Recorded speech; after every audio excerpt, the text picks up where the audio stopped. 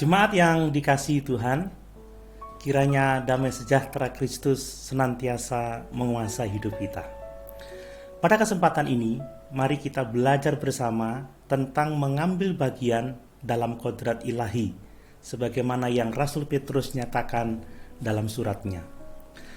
Dalam 2 Petrus 1 ayat 3-4, Rasul Petrus menulis, "Karena kuasa ilahinya telah menganugerahkan kepada kita segala sesuatu yang berguna untuk hidup yang saleh oleh pengenalan kita akan Dia, yang telah memanggil kita oleh kuasanya yang mulia dan ajaib. Dengan jalan itu, Ia telah menganugerahkan kepada kita janji-janji yang berharga dan yang sangat besar, supaya olehnya kamu boleh mengambil bagian dalam kodrat ilahi dan luput dari hawa nafsu dunia yang membinasakan dunia." Jemaat yang dikasihi Tuhan, Rasul Petrus menyatakan bahwa kuasa untuk bertumbuh dalam iman dan kuasa untuk bertumbuh dalam kehidupan rohani tidak datang dari dalam diri kita sendiri, tetapi datang dari Tuhan. Sebagai manusia berdosa, kita tidak memiliki kekuatan sama sekali untuk hidup saleh, sebab semua orang telah berdosa dan kehilangan kemuliaan Allah. Tetapi puji Tuhan, karena anugerahnya, Tuhan mengizinkan kita untuk mengambil bagian dalam kodrat ilahi, yaitu mengambil bagian untuk hidup menjauhkan diri dari dosa dan untuk hidup dalam kebenaran Tuhan melalui karunia-karunia rohani yang diberikan kepada kita. Jemaat yang dikasihi Tuhan, ketika kita dilahirkan kembali oleh anugerah dan iman di dalam Kristus, Tuhan melalui Roh Kudus memberikan kepada kita buah-buah roh, yaitu karakternya sendiri.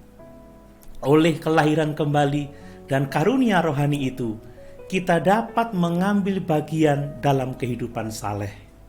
Tuhan Yesus katakan dalam Yohanes 3 ayat yang ke-6, bahwa apa yang dilahirkan dari daging adalah daging, dan apa yang dilahirkan dari roh adalah roh.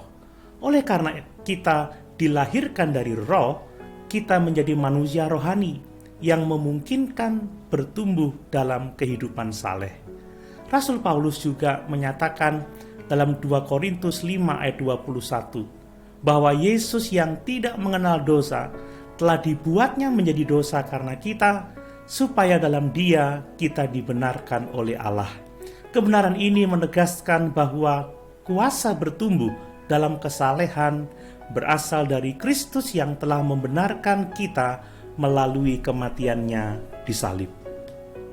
Selanjutnya, berkenaan dengan mengambil bagian dalam kodrat ilahi ini, Rasul Petrus menuliskan, "Karena kamu telah menyucikan dirimu oleh ketaatan kepada kebenaran, sehingga kamu dapat mengamalkan kasih persaudaraan yang tulus ikhlas, hendaklah kamu bersungguh-sungguh saling mengasihi dengan segenap hatimu, karena kamu telah dilahirkan kembali bukan dari benih yang fana, tetapi dari benih yang tidak fana oleh firman Allah yang hidup dan yang kekal."